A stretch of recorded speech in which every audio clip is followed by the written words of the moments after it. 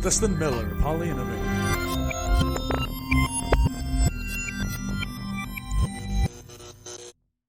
Hello and welcome to PolyInnovator Omni-Content. My name is Dustin and my ambition is to inform and educate a community of innovators. If you are watching on TeleInnovator or listening in on the POLYCASTS, welcome. You have come to the right place for success. So as you can see today, we are talking about self-education versus college. So many people always think about how college can be the way out, their way of pursuing their goals and ambitions. Other people think that self-education is the only way. And I'm very biased. I do think self-education is one of those things that many people benefit greatly more from. However, there is a way to kind of combine both, and we'll talk about that today. So let's go down a page. So why would self-education be for you instead of going the traditional way of schooling? There's many different reasons. Some people are just not academically based. Other people just don't really learn well in school. And then sometimes people just want an alternative.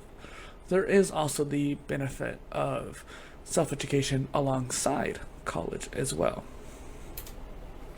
So what's the point of college then if you could just create your own education at that point? So the modular degree acts as an alternative to college, but it also acts as an addition. That's the point of college, is that some people need it. Some people need that degree. If you want to go into the medical field, if you want to go into a specific new age field that needs the degree for STEM or something like that, you're going to need that paper. However, it does not mean you cannot teach yourself along the way to help boost your ranking or ability in that field. So step 1, you got to decide what action you need to take. Step 2, to school oneself. Find a way to teach yourself that action for that skill. And then finally, step 3, what is your goal? What is the action over time that you need to achieve? What are you trying to go out for? Pauline Interacademy. Obviously, I'm going to put this a little shameless plug in there. I teach self-education. Eventually, we'll teach innovation courses, skill tree-based learning, and even business courses down the line. And the reason why I bring it up is that I'm creating it to be a basis for self-education. We already have the self-education mini course. Eventually, there'll be the modular degree course.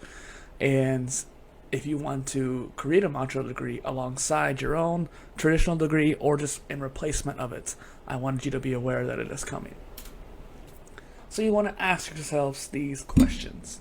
How much time are you able to spend on that new skill? You decided, like, hey, this is the goal, ambition I want to work towards. Let's say you have a hard skill, such as some kind of engineering. And in order to get that degree, you need to learn a certain programming language like Python or something like that, that is required by your degree and many of the courses that you're taking. Now, a lot of the schooling will do a good job teaching you those skills, but not always. And you want to make sure that you have the full understanding of it. So you decide, hey, I want to teach myself Python on the side. There's online courses, boot camps, even YouTube videos that'll be good. How much time per day, per week, per month do you think you could spend on learning Python on the side? And then how long do you think it'll take to gain this minor skill? Python is not minor by itself, but in relation to the goal that you have for this STEM degree, this engineering degree, or even just, I want to learn Python on my own for my own sake. How long do you think it'll take to get this minor skill? How much time do you think you need to allocate for in the long run? And then finally, ask yourself, what resources or websites do you have that'll help you accomplish this? edX, YouTube, whatever. Make a list, keep the links. It sucks when you find a perfect resource and then you lose it because you didn't keep track of where you got it. So something I quoted myself is that self-education and the modular degree are not just alternatives to college, but can also coincide with traditional schooling as well. In fact, it can make your higher education experience much better, take your learning to a new level. So, let's come to this. If you have your degree planned out, then how could you accelerate it? So, speaking on along the sides of coinciding with the traditional one, a lot of people do not want to spend 4 years pursuing a degree. Now, many colleges want you to have this credit before going in, but let's say you have a plan, you want to go to this college for this degree. How could you accelerate that beforehand or during if you have a means of doing so? And so how could you make it easier on yourself by self-learning?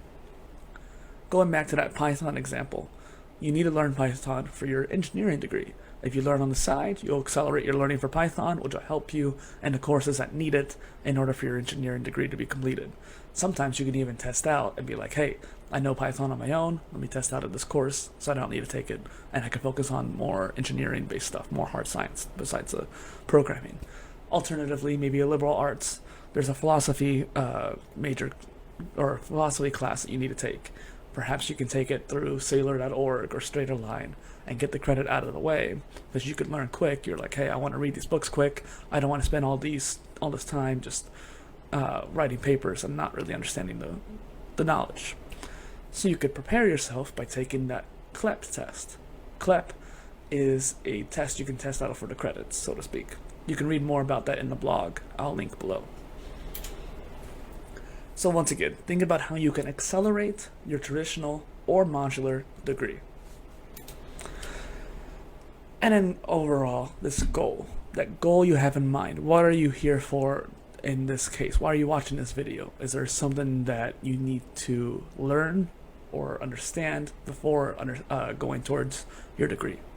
So keep your attention focused on the end goal. Like my attention right now is to focus on the end of this video.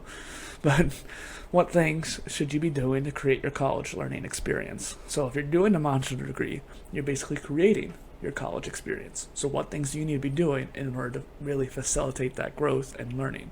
A lot of people like college because of the interactions you have with other students. How can you get that on your own? Maybe there are certain courses that you only think you can take through college, but perhaps there's an alternative online. You never know. And then find some supporting skill for your degree. So regardless if it's the modular degree or the traditional degree, you want to break it down. Break that hard skill down to more soft skills or some more basic skills that can be combined into the main thing. Elon Musk talks to us about this. I think he said something about chunking and the trees, which is going to sound like gibberish to many people, but essentially you're breaking down the topic into smaller portions that you can learn and overall get a broader understanding. And so at the end here, thanks for watching. This says reading, but this is the slideshow you can see on SlideShare. But if you want to read more, the link is there. I'll leave it below the description. I know my video kind of crops out the link. All in all, to school oneself, I want to get that point across that it doesn't matter if you're doing a traditional or modular, you're teaching yourself. Even in college, where people think they're going to be taught too, they end up doing a lot of self-education on its own anyways. That might be a topic for another video down the line. But thank you for joining me for the second Omni-Content episode. Once again, if you're listening in on the PolyCast or watching on PolyInnovator, I thank you. Goodbye.